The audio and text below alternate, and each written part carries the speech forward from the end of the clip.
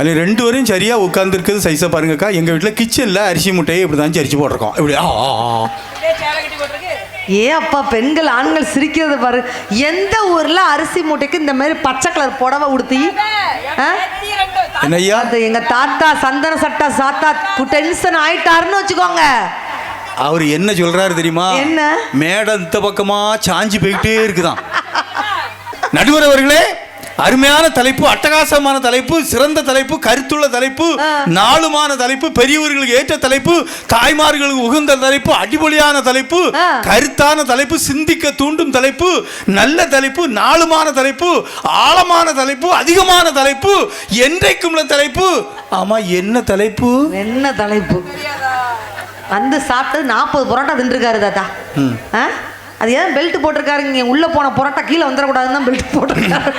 இவ்வளோ பேசுறீங்களா? என்ன தலைப்பு நீங்க கேட்க வேண்டாமா? தெரிய நடுவர் அவர்களே, ஒரு மனிதன் மகிழ்ச்சியாக வாழ்ந்தது திருமணத்திற்கு முன்பா முன்பா திருமணத்திற்கு பின்புன்னு ஒன்று இருக்குங்கயா, அது இல்லையா? வாய்ப்பு இல்லை. யாரு சொன்னா? எங்க மகிழ்ச்சி இருக்கு. ஆனா தலைப்பை இப்படி எல்லாம் போட்டு குழப்பிருக்கண்டா. நமக்கு புரியும்படியா சொன்னா என்ன என்ன அப்படிதானே அண்ணாச்சி? கல்யாணம் பண்ணினவன் விளங்குவானா விளங்க மாட்டானா? பதியா எல்லாரும் சிரிக்காங்க. என்ன இப்படித்தான் தலைப்பை போடணும். நம்ம எங்க விளங்கி இருக்கா? எங்க விளங்கி இருக்கு? நம்ம விளங்கி இருக்கோம்னா இப்ப பட்டு வேட்டையும் பட்டு சட்டையும் போட்டிருப்பாரு. அங்க பாருங்க, சிக்கி சிக்கின்னு அப்படி மின்னுன்னா என்ன அர்த்தம்? பின்புதான் மகிழ்ச்சி. அப்படியே வருவா, ஜிங்கு ஜிங்குன்னு வருவான். கல்யாணத்துக்கு முன்னாடி பொண்ணு பார்க்க போனேன். ஆமா, யாருக்கு? மலர்விழி மங்கரிக்கரிசி எல்லாம் கூட்டிட்டு போனேன். சண்டாளி அப்பளம் கோழிகளை கூட்டு விடுவான். ஆனா இவருக்கு பொண்ணு பார்க்க போன விஷயம் பெரிய விஷயம். நான் கேட்டேன், அண்ணன் பொண்ணு பார்க்க போனீங்களா, போன விஷயம் என்னாச்சுன்னு கேட்டேன். பொண்ணோட அப்பா பொண்ணு தரமாட்டேன்ட்டாருமா அப்படின்னாரு. பொண்ணோட அப்பா பொண்ணு தரட்ட என்ன, பொண்ணோட அம்மாட்ட ஒரு வார்த்தை கேட்க வேண்டியதானே? என்ன லூசாமா நீ, லூசா நீ, பொண்ணையே தரமாட்டாங்களா, பொண்ணோட அம்மாவை எப்படி தருவாங்கன்ட்டார். எப்படிப்பட்ட பேச்சாளரை நான் கூட்டிட்டு வந்திருக்கேன் பாத்தீங்களா? நானும் போனேங்க, பொண்ணு பார்க்க போயிருக்கோம். அப்பா அம்மா மாமையன் எல்லாரும் போயிருக்கோம். அங்கே போயிருக்கோம். மிச்சர் வருது, காப்பி வருது, சேவு வருது, பொண்ணு வரல. எனக்கு அவசரம், பாத்ரூம் போகணுமா? பொண்ணை பார்க்க போறதுக்கு உடனே போய் உட்காந்துருக்கேன். 10 நிமிஷம் கழிச்சு பார்க்கேன், பொண்ணு வருது. ஒரு தாம்பாளத்தில் காப்பி எடுத்துட்டு அப்படி ஜில் சில் சில்லுன்னு அப்படி நடந்து. பொண்ணா பேயா? பொண்ணுதான். அப்படியே நடந்து வாரா. நான் பொண்ணை பார்த்தேன், பொண்ணு என்ன பார்த்தா, நான் எங்க அம்மாவை பார்த்தேன். எம்மா முடிச்சு அவ நடையும் அவ சடையும் அவ இடையும் எங்க அம்மா என்ன பலான்னு சென்னியில் அடிச்சு விட்டா. நான் ஏம்மா அடிச்சேன்னு கேட்டேன். இல்லை வந்தது பொண்ணுக்கு அம்மலன்னுட்டா. ஏன்னா அந்த ஊரில் முதல்ல பொண்ணை காணிக்க மாட்டாங்களாம், பொண்ணுக்கு அம்மாவை தான் காணிப்பாங்களாம். அவளை பிடிச்சிருக்குன்னு சொன்னாதான் நம்ம பொண்ணே கட்டணுமா. இந்த வீட்டில் இனி எடுக்கப்படாதுன்ட்டு என்ன குடும்பமாக இருக்குன்னு எல்லாம் கேட்கக்கூடாது. அப்படியெல்லாம் போனது உண்டு. ஆனால் கல்யாணம் பண்ணி பேசி முடிச்ச நடுவர் இப்படியெல்லாம் கல்யாணத்துக்கு முன்னாடி எங்கள் ஆண்மகன்கள் பைக்கில் போவாங்க பாருங்க. அப்படி எங்கள் ஆண்மகன் பைக்கில், நம்ம ஐயா காலத்தில் உள்ள பைக்கிலெல்லாம் அந்த காலத்தில் ஜோடியாக போவாங்க. என்ன பைக் இருந்து சொல்லுங்க பார்ப்போம்? டிவிஎஸ் 50 எக்ஸ்எல்லு சாம்பு, இவ்வளோ தான் வண்டி. சட்டாக்குன்னு ஒரு வண்டி உண்டு, இவ்வளோ தான் உண்டு. சீட்டு நேராக தான் இருக்கும். பின்னால் இருந்த மனைவி ஓட்டிட்டு போகிற புருஷனுக்கு வயிற்று அணைச்சி பிடிச்சிட்டு இருப்பாங்க. ஏன்னா ஒரு பாசமாக ஒரு நேசமாக எக்கோ வேண்டாமல் இருங்க. அப்படி ஒரு நேசமாக போயிட்டே இருப்பாங்க. பிடிமானம் இருக்காது, ஒரு பாசமாக போவாங்க. வண்டி எப்படி திருக்கினாலும் 40க்கு மேலே போகாது. ஃபர்ஸ்ட்ல நல்லா இருந்து எப்படி இருக்கு அப்படி இருக்கட்டும்.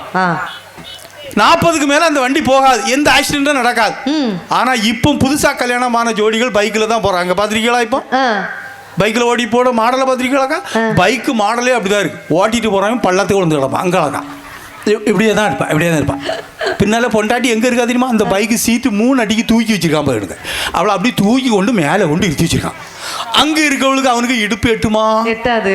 எங்கே பிடிச்சிருக்கா? ஓட்டிட்டு போகிறவனுக்கு தொண்டைக்குள்ளேயே பிடிச்சிருக்கா.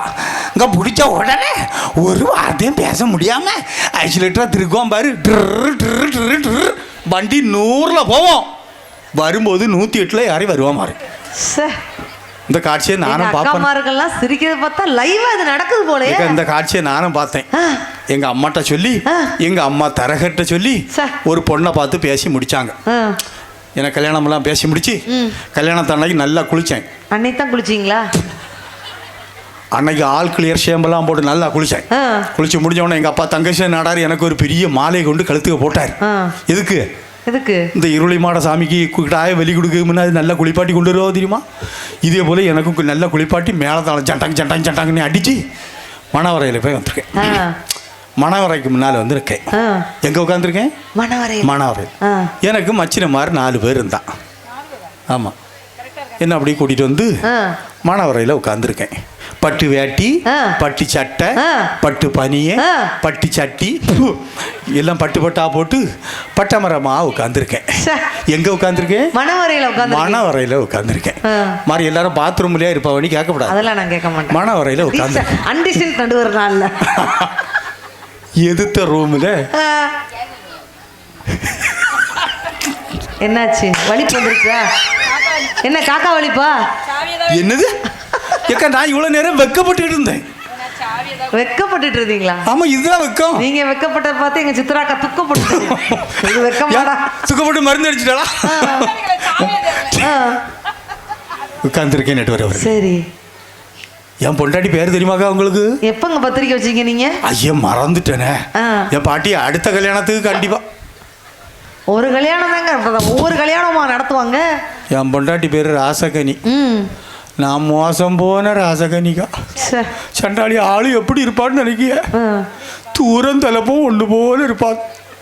இந்த ஆலமரத்து மூட்டை எடுத்து பாருங்க, அந்த கண்டிஷனில் தான் இருப்பாள். கல்யாணத்துக்கு முன்னாடி பொண்ணு பார்க்க போகும்போது செண்டு போல இருந்தா, இப்போ முண்டு போல போயிட்டாக்கா. உங்களுக்கு பொம்மிஸ் நைட்டியில் 1 எடுத்து கொடுத்தா போதும் இல்லையாக்கா?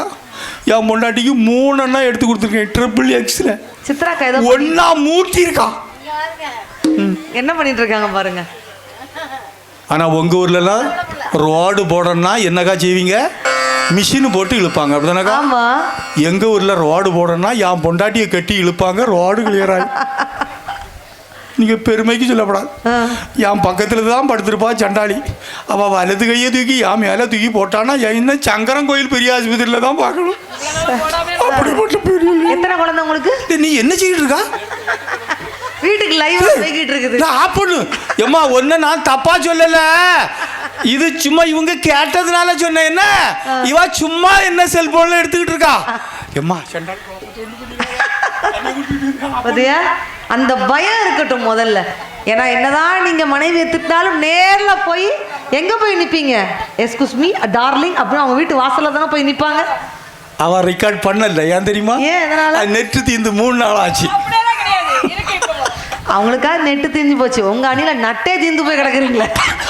எதுக்கை மோனே, இது எங்க இருந்து வருகிறது புது கவுண்டர்? இப்பதான் சிரிச்சிருக்காருப்பா. அப்ப 500 ரூபாய் கட் பண்ணக்கூடாது. ஏன் சிரிக்கிறாரு? நட்டு கலந்து போறத கன்ஃபார்ம் பண்றாரு. நடுவர் அவர்களே, மணவரையில உட்கார்ந்துருக்கேன். இன்னமா உட்கார்ந்துருக்கீங்க? இன்னும் எழும்பவே இல்லை. சரி.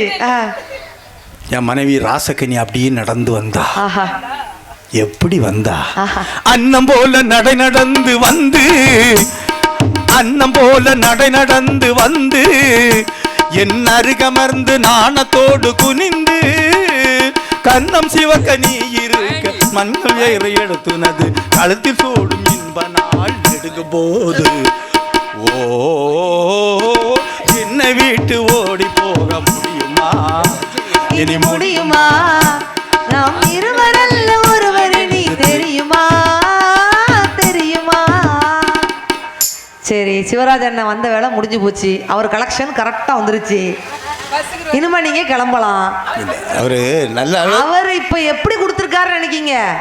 அவர் பாதி மப்புல கொடுத்திருக்காரு. காலையில மப்பு தெளிஞ்ச உடனே எங்கடா 100 ரூபா அப்படின்னு நேரா உங்க வீட்டு வாசல் வந்து கதவு தட்ட போறாரு. விளக்குமா தடியில வாங்க போறீங்க. அதுக்காக நான் தப்பிச்சிட்டோமா?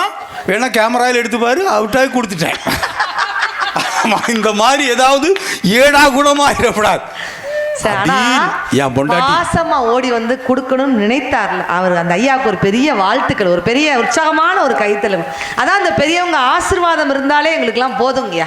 அருமை அருமை. அதனாலதான் அவங்க ஆசீர்வாதத்தை மட்டும் வாங்கிட்டு அவர் தந்த காசை அவர்கிட்டயே கொடுத்துட்டேன். ஆசீர்வாதம் போதும் இல்ல. இருளிமாடசாமி கோயிலுக்கு வந்து இங்க சிவராஜனுக்கு ஞானம் வந்து விட்டதே, காசு வேண்டான்ட்டாரு மனுஷன். ஏன் நீங்கள் தருவீர்கள் அல்லவா?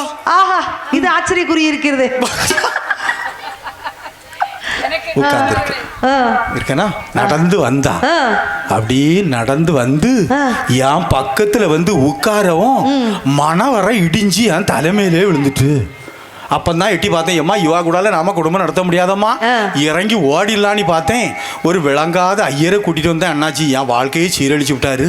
தரையில ஒரு ஓம குண்டத்தை வளர்த்து என்ன இளவல்லாமோ அள்ளி உள்ள போட்டார். சுகலாம்பர்தம் நமஸ்கிருஷம் சசிவர்ணம் விளங்க மாட்டாய் விளங்க மாட்டாய் விளங்க மாட்டாய் ஸ்வாஹா. சுகலாம்பர்தம் சசிவர்ணம் நமஸ்கிருஷம் விளங்க மாட்டாய் விளங்க மாட்டாய் விளங்க மாட்டாய் ஸ்வாஹா. அவர் அப்பம் சொன்னது அப்பம் புரியல நடுவரவர்களே, இப்போ தான் எனக்கு புரிஞ்சுக்கிட்டு இருக்கு. நான் என் பொண்டாட்டிக்கு தாலி கட்டவே இல்லை நடுவர். என்ன சொல்றீங்க? நீங்க தாலி கட்டலையா? கட்டவே இல்லை. அப்புறம் ஐயரா தாலி கட்டினாரு? அது எப்படி கட்டுவாரு? நான் தான் கட்டுனேன். வாங்கின சம்பளத்துக்கு ஐயர் மந்திரம் சொல்லணும் பாத்தீங்களா? தாலி எடுத்து அப்படி என் கையில தந்து அப்படியே தாலியை கொண்டு போனேன். மாங்கல்யம் தந்து நானே நம்ம ஜீவன கேதுனா தண்டே பத்ராணி சுபகே. அவருக்கு ஏன் தாலி கட்டுறீங்க சார்? இப்படி இங்க தாலியை கட்டி நான் என்ன செய்ய முடியும் சார்?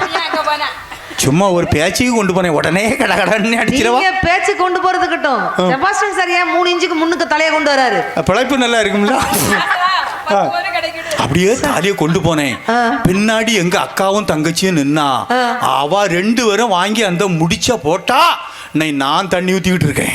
நான் தாலி கட்டுனா தாலி கட்டவே இல்லை. அப்பந்தான் ஐயர் மந்திரம் சொன்னார், நல்ல நேரம் முடிய போகுது, நல்ல நேரம் முடிய போகுதே. இல்லை சிவராஜா உனக்கு நல்ல நேரம் இன்னையோட முடிய போகலன்னாரு. நான் தாலி கட்டுனேன், எனக்கு நல்ல நேரமே முடிஞ்சு போச்சு. தாலியை கட்டி ஒரு வழியா சண்டாளியை வீட்டுக்கு கூட்டிட்டு வந்தேன். ராசகனியை தான் என் பொண்டாட்டி தான். செட்டுக்காரனே அழகா ஒரு பாட்டை போட்டார். மணமகளே மருமகளே வா வா, வலது காலை எடுத்து வைத்து வா வா, குணம் இருக்கும் குலமகளே வா வா, தமிழ் கோவில். ஒரு வார்த்தை சொல்லப்படாத இல்லை விழுந்து சாவ பார்த்தனே. இப்போ நல்ல காலம் தான். இதெல்லாம் உளுந்து யாரும் சாவ மாட்டாங்கண்ணா. இல்ல மண்டை அடிபட்டுன்னா அவ்வளவுதானே. மண்டை இன்னைக்கு மண்டை அன்னைக்கு தான் அடிபடும். இன்னைக்கு என்னடே நீங்க என் ராசகனி வலது காலை எடுத்து படியில வச்சா படி இத்து நொறுங்கிய வீட்டு கொண்டாட்டி டன் கணக்கில் வெயிட்டா இருந்திருக்கா. எங்க அம்மா பேரு காசி தங்கம். காசி தங்கம் நடாச்சி சும்மா தானே இருந்திருக்கணும். அவ ஆரத்தி எடுக்கு சிக்கடு சிக்கடு சிக்கடு சிக்கடு சிக்கடு சிக்கடுன்னு வாடி வந்தா. குடும்பமே ஆடுகாலி குடும்பம் போலக்கா. நல்ல குடும்பம் தான். யார் ராசகனி ஆச்சாமானி ஒரு தும்மு தும்முனா எங்க அம்மா ஏத்த வீட்டு கூரையில போய் விழுந்து கிடக்கா. சுனாமியோட கடுவேக நடுவரவர்களே, ஒரு யானி வச்சு தான் இறக்கி வீட்டுக்குள்ள கொண்டு வந்திருந்து இனி இந்த உருவத்தை வீட்டுக்குள்ள கொண்டு போகணுமே. என் நடுவரவர்களே, நிலவாசல் வழியா உருவம் உள்ள போய்கிடாது. கண்டமான வீங்கி போயிருந்தா ஒரு கொத்தனாரை கூட்டிட்டு வந்து நிலையெல்லாம் இடிச்சு பேத்து உள்ள கொண்டு போயிருந்து இவ்வளவு நீளத்துக்கு ஒரு குத்து விளக்கு ஒன்று கொண்டு வந்தா. அதை அங்க கொண்டு வச்சா. எங்க மூத்த அக்கா சொன்னா மகாலட்சுமி வீட்டுக்கு வந்திருக்கா. இது மகாலட்சுமியாக்கா மண்ணெண்ண பேரல வீட்டுக்கு வந்திருக்கா. போய் விளக்க கொளுத்தமான்னா ஏன் ராசகனி குத்து விளக்க சுத்தி சுத்தி வாரா. நான் என்னமா தேடு அண்ணன். குத்து விளக்க ஏத்த சொன்னாங்க, சுச்சி எங்க இருக்குன்னு பார்க்கேன். குத்து விளக்கு ஏற்றி சுச்சி கேட்டால நடுவரவர்களே, என்னைக்கு என் ராசகனி குத்து விளக்குக்கு சுச்சி தேடினாலோ அன்னையிலிருந்து என் வாழ்க்கை எப்படி ஆகி போச்சு. ஒரு 3 முடிச்சாலே முட்டாளா ஆனே. கேளு கேளு தம்பி, இருந்தேன் தெருக்குள்ளே இப்போ விழுந்தேன் சேருக்குள்ளே. நான் இருந்தேன் தெருக்குள்ளே இப்போ விழுந்தேன் சேருக்குள்ளே. எத்தனை பாட்டை பாடும் போதெல்லாம் எங்க ஆண்கள் முகத்தை பாருங்க, என்ன ஒரு சிரிப்பு. நம்ம மனசுல உள்ள பாரமே இறங்கின மாதிரி இருக்குன்னு அவரெல்லாம் பாரு அவ்வளவு சந்தோஷப்படுறாங்களே. சங்கடம் இருக்கு நடுவர் அவர்களே. எக்கா நல்லா கேட்டுக்கணுங்க, கல்யாணம் முடிஞ்சு 15 நாள் இருக்கும். நானே என் பொண்டாட்டிகிட்ட சொல்லிட்டு போனேன், ஏம்மா ராசகனி வேண்டாத பொருள் எதா இருந்தாதிக்கு பரனில் போடு அப்படின்ட்டு நானும் அன்னைக்கு டியூட்டிக்கு போயிட்டேன். ராத்திரி 8 மணிக்கு வீட்டுக்கு வரேன், எங்கள் அம்மாவை காணோம். ஒரு ரூம்லையும் காணையில. ஃப்ரண்ட்ல வந்து பார்க்க பரனில் ஒரு சத்தம் கேட்கும், யார் ராசா ஜோராசான். எங்கள் அம்மா பழைய பாத்திரம் பண்டத்தோட கடந்து குழம்பிச்சுட்டு அந்த வயலட் செல் அக்கா நோட் பண்ணிட்டாங்க. இந்த பாயிண்ட் நல்லா இருக்கடி, நாளைக்கே போய் இந்த மெத்தடை ஃபாலோ பண்ணிடும்னு அக்கா பேனா பேப்பரோட வந்திருக்காங்க பட்டிமன்றத்துக்கு. எனக்கு அவங்கள பார்த்து பயங்கரக்கும். வயசான காலத்தில் நீங்க இங்கே அம்மா வந்து படுத்துருக்கீங்க என்ன இல்லை நானாலே படுத்தேன். உன் பொண்டாட்டி தான் என்ன தூக்கி இறஞ்சான். ஒரு யானி வச்சு இறங்கி கொண்டு வந்து, ஏ ராசகனி சும்மா படுத்திருந்த எங்கள் அம்மாவை தூக்கி நீ அம்மா பரனில் போட்ட போட்டான்னு. அது வேண்டாத பொருளெல்லாம் நீங்கள் தானே சொல்லிட்டு போனேன், வேண்டாத பொருளெல்லாம் தூக்கி பரனில் போடுன்னு. உங்கள் அம்மா சும்மா தான் கடந்து இருமிட்டு கிடந்தா அதான் தூக்கி போட்டேன்னா. கொலைகாரிகளாக இருந்து கொண்டிருக்கிறார்களே நடுவர் அவர்களே. எங்கள் அம்மா தேவையில்லாத பொருளாயிட்டாங்களா உங்களுக்கு? உங்கள் அம்மா மட்டும் தேவையானவா? எங்கள் அம்மா வேண்டாம், எங்கள் அப்பா வேண்டாம், எங்கள் அண்ணன் வேண்டாம், என் தம்பி வேண்டாம், எங்கள் தங்கச்சி வேண்டாம், எங்கள் அக்கா வேண்டாம். திருமண ஆண்கள் மட்டும் 7 ஜென்மம் எடுத்தாலும் 77 பிறவி எடுத்தாலும் 7700 கோடி பிறவி எடுத்தாலும் இப்போ வாச்சிருக்க குண்டமாக தான் அதே பொண்டாட்டி தான். 7 ஜென்மத்துக்கும் எனக்கு மனைவியாக வரணும்னு ஆசைப்படுற ஆண்கள்லாம் கை தூக்க பார்ப்போம். எங்க சந்தன சட்ட தாத்தா தூக்கிட்டாருல, எப்படி அந்த அந்த மனுஷன் தூக்கி இருக்காருல. அவர் என்ன 15 நிமிஷம் தான். அவர் ஏன் தூக்கி இருக்காருன்னு எனக்கு தெரியும். ஏன்னா அங்கிருந்து பக்கத்துல இருந்து பொண்டாடி பாத்துக்கிட்டே இருக்கு, நம்ம புருஷன் தூக்குறாரா இல்லையா பாத்தியா, கரெக்டா செக் பண்றதுனால அவர் தூக்குறாரு. நான் அந்த கேள்வியை தப்பா கேட்டுவிட்டேன். பின்னாடி ஒருத்தர் 2 கையை தூக்குனாரு. வேண்டாம் நீ யாரும் தூக்கலையே. நம்ம அந்த தாத்தா, எங்க தாத்தா வெள்ளை மிச தாத்தா, வெள்ளை சட்ட தாத்தா தூக்கிட்டாருல. எங்க தூக்கணும்னு நினைக்காரு, அந்த தூக்கி இருக்காருங்க. அக்கா எழும்பி பாக்குது யாரெல்லாம் தூக்குறா. அவர் தூக்கல, இந்த பொண்டாட்டி வேண்டாம், இந்த பொண்டாட்டி வேண்டாம் அப்படிங்கிறாரு. பெண்கள் கிட்ட அந்த கேள்வி கேட்டு பாருங்க. அதுல ஒரு அண்ணன் கையை எங்க கொண்டு வச்சிருக்காரு பத்தியா, எப்பா தூக்கிறப்படாப்பா. ஏக்கா உங்களை வேண்டான்னு சொல்லியாச்சியே, நாளைக்கு நீங்க பெட்டி தூக்கிட்டு உங்க ஐயா வீட்டுக்கு கிளம்பிருங்க. நாளைக்கு என்ன, எங்க அக்கா இப்பவுமே பெட்டி பிள்ளையெல்லாம் தூக்கிட்டு கிளம்பிட்டாங்க. ஆமா அதுக்காக உனக்கும் பட்டிமன்றம் வேண்டாம், குடும்பம் வேண்டாம். ஏக்கா நான் தப்பாட்டு கேட்கலக்கா, இதே பொண்டாட்டி தான் வேணும்னு சொன்னா திருமண வாழ்க்கை இன்னைக்கும் சந்தோஷமா தான் இருக்குன்னு இத்தனை ஆண்களும் முடிவு பண்ணி கை தூக்கி இருப்பாங்க. நாங்க 2 பேரும் பேச வேண்டிய தேவையே இல்லையே. இப்ப யாருமே தூக்கலையே. பெண்கள் கிட்ட கேட்டு பாருங்க. சரி கேட்டு பாப்போமே. இதே பெண்கள் திருமணமான பெண்களை பார்த்து இதே கேள்வி கேட்கிறேன். ஏக்கா 7 ஜென்மம் எடுத்தாலும் 77 பிறவி எடுத்தாலும் 7700 கோடி பிறவி எடுத்தாலும் இப்போ வாச்சிருக்க சொட்டதுலேயும் தான் அதே புருஷன் தான். 7 ஜென்மத்துக்கும் எனக்கு கணவனா வரணும்னு ஆசைப்படுற பெண்கள்லாம் கை தூங்க பார்ப்போம். எப்படி அதாங்க எங்க பெண்கள். அண்ணா என்ன கேமரா கொஞ்சம் க்ளோஸ் அப்பீங்க. பெண்களுக்கு கை தூக்க கேமராமேன் இப்போ உங்க பாருங்க, அப்படி சிரிச்சுக்கிட்டே தூக்குறாங்கன்னா என்ன அர்த்தம்? அதுதாங்க 5ஆம் கட்டளை, பெண்களுடைய பாசம்ங்கிறது. 18 19 20 21 22 23 23 24 24 25 28 40. நீ 28க்கு 40 எப்படி 2 ஒன்னு 12 சேர்த்துட்டியோ பாத்தீங்களா? அதுதாங்க 22 24 பேர் கை தூக்கி இருக்காங்கன்னா என்ன அர்த்தம்? ஆனா ரொம்ப சந்தோஷமா இருக்கு நடுவர். Thank you so much.